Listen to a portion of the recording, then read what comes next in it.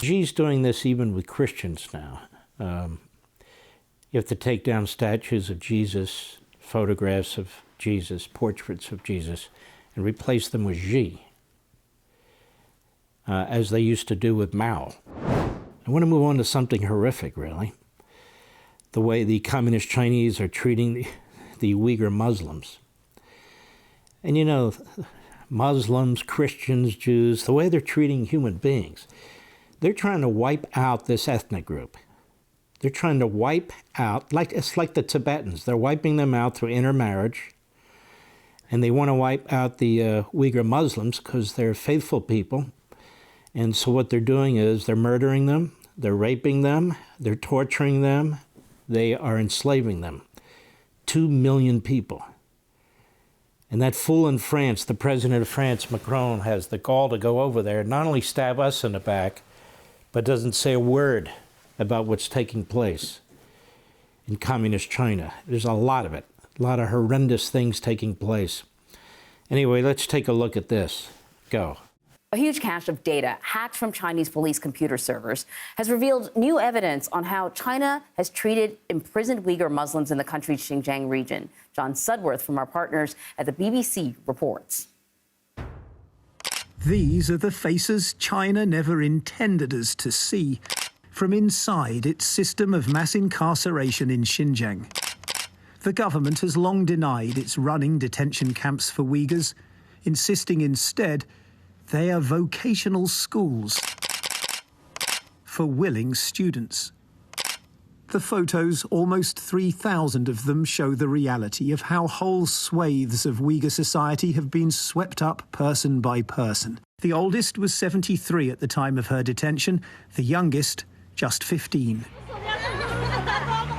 The Uyghurs, with their Turkic language, Islamic traditions and roots in a region with a history of separatism and violence, have long faced cycles of tightening government control.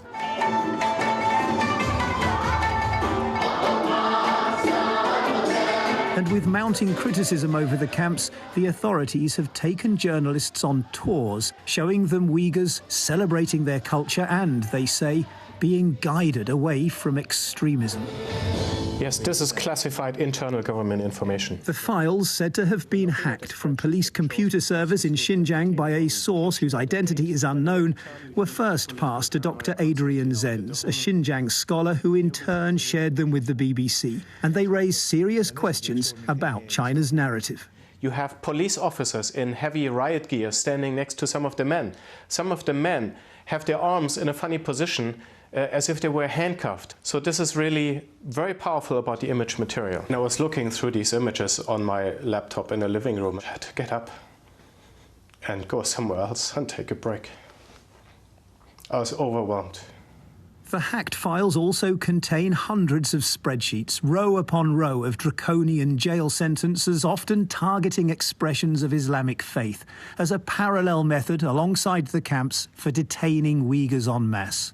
Just for growing a beard, Tursun Kadir was sentenced to 16 years in jail, his chosen expression of Uyghur identity forcibly removed. By speaking to members of the Uyghur diaspora in places like Turkey, the BBC has been able to verify the data, showing it to contain real people. Mahmoud Toti, for example, knew his eldest son had been jailed, but the database tells him for how long? 15 years for terrorism offences. Although as evidence, only his son's devout Islamic faith is listed. In response to questions, the Chinese embassy in the US issued a statement saying that in the face of the grave and complex counter-terrorism situation in Xinjiang, the authorities had taken a host of decisive, robust and effective de-radicalization measures so that people could live a safe, happy and fulfilling life, although there was no attempt to address any of the hacked data directly. It includes these images, once again from deep within the system, that appear to offer further evidence of the harsh detention and indoctrination of a people, not for what they've done, but for who they are. That is horrendous, and you're only seeing a little bit of it, of course. There's been other reports since of the kind of torture and treatment that the people receive. They are enslaved, and you can see the kind of treatment they're getting because, and Xi's doing this even with Christians now. You have to take down statues of Jesus, photographs of Jesus, portraits of Jesus, and replace them with Xi, as they used to do with Mao. And of course, Tibet is finished for all intents and purposes because I said they're forcing people into intermarriage. The Tibetan, I guess you call them priests, have been chased off pretty much and brutalized. The area where the Tibetans live have been essentially taken over by the Communist Chinese and populated by the Chinese people. So you have this ethnic cleansing going on.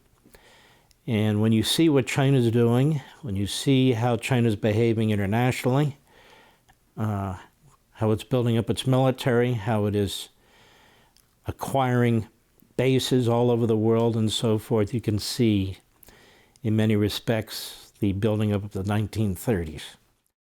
And unfortunately, you can see our reaction so far, which is also similar to the 1930s, which is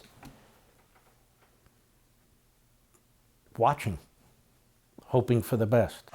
Want to see more? Sign up for Levin TV.